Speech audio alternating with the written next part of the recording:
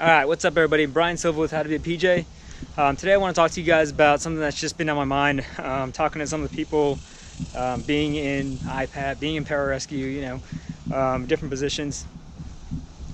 So the thing that I want to talk to you guys about is just being humble, and being humble when you're on top and being humble when you're on bottom.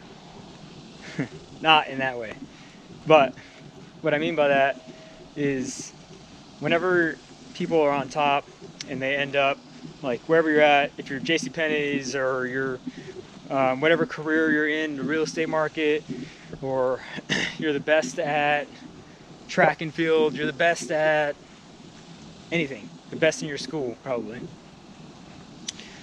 People end up getting kind of full of themselves, a little bit complacent sometimes. They end up just taking whatever wins they had for the day and translating that over the next year or two. They're like, wait, I'm the track and field champion. Well, you're not anymore because high school's over. Or if you're working at JCPenney like I used to, yeah, I was a good worker over there. I got some awards and I was like, the top worker, but it's working at JCPenney. It's not something that you want to do for the rest of your life, really. Being humble when you're at the top means that you don't just sit there and be like, I'm the best at everything. I'm gonna conquer every freaking thing out there. And you forget about all the people that are around you, the way that other people perceive the way you're thinking, and they're thinking about like, man, this guy is kind of a D-bag. So even if he is on top, or if he ends up being promoted because he's the dude that is the top performer or whatever, I don't want to work for him and I don't want to work with him. If you humble yourself a little bit, maybe you're good at stuff, but I guarantee you're not good at every single thing out there. And there's people that you work with or work for or are in charge of that are better at stuff than you. Take into consideration being like, all right, so I'm good at this thing. Let me help these people out, show them what it's like, show them, whatever I do. Hopefully it'll help them if I translate it in a way where I don't come off like a D-bag and don't be like, no, you're doing it wrong. Talk like a person. Be like, hey, I just want to get everyone together and help you guys out so we can all be the top performing team. Because being the top performer at one thing by yourself, it kind of sucks, honestly. You're not really building stuff. It sucks anywhere other than, track and field, which is cool, but you need to be able to translate that to make everyone around you better. And that's the whole point of everything that we do, right?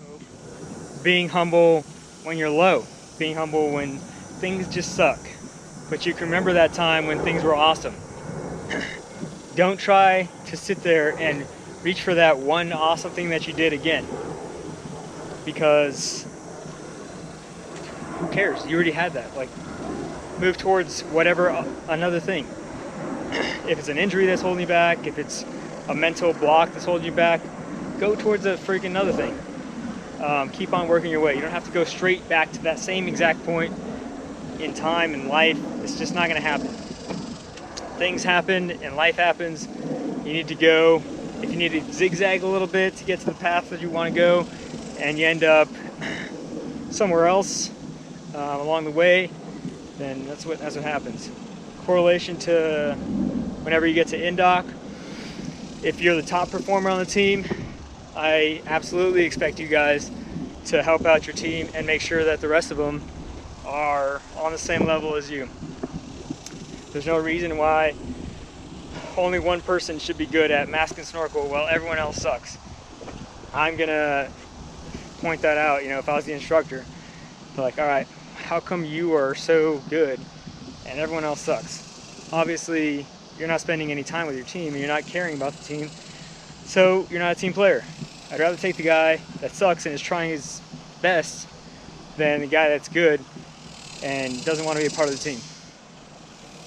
Also, whenever you're at indoc, if you're on a low streak, that really gets to guys, especially if they first started like weeks 1 and 2, and you're like, man, I got this. Every single thing about this, I got it. I haven't had a trip up yet. And then you hit buddy breathing week 3, 4, and you're like, holy shit, I don't think I could do this anymore. Like, I was choking on water, I was freaking out, I popped for a second, I never thought I was gonna pop, and you just start getting it in your head. You have to be humble enough to be like, all right, stuff happens, how do I get back? How do I figure this next problem out? Because it's not gonna be the same exact problem. How do I figure out this next problem of, choking on the water? How do I figure out how to stay calm whenever the instructor's freaking tearing my mask off my face and dunking me down to the bottom of the pool? So it's all about just going through that next challenge, and eventually, if you're humble enough to just be like, all right, I failed that one for sure. Let me just pick it up and try this next thing, whatever it is. But you're not gonna quit. You're not gonna stop being you. You gotta believe in yourself and believe that you can do this thing. But when you get on top, be humble enough to know that, hey, it's not gonna be forever. I need to help all those people that are sucking at whatever event that is. And I also need to remember that I'm gonna fail again. It's gonna happen. But I'm gonna do everything in my power for it not to happen. So that's just one thing I just wanted to talk about. Just being humble, being mentally resilient, and making sure that you're helping everybody else on the team. Maybe you're really awesome at whatever event. Just make sure you're helping the guy next to you, helping your team. Because at the end of the day, you're not there so that you can be the best at INDOC. You're there to grow relationships past INDOC with as many of your friends and brothers as you possibly can. So, just my 2 cents for the day. You guys go ahead and like, subscribe, put it in the comments, whatever you guys think, something that motivates you, or times whenever you've been humbled, times whenever you've had struggles. Share it with us and let me know. I'll see you guys next time.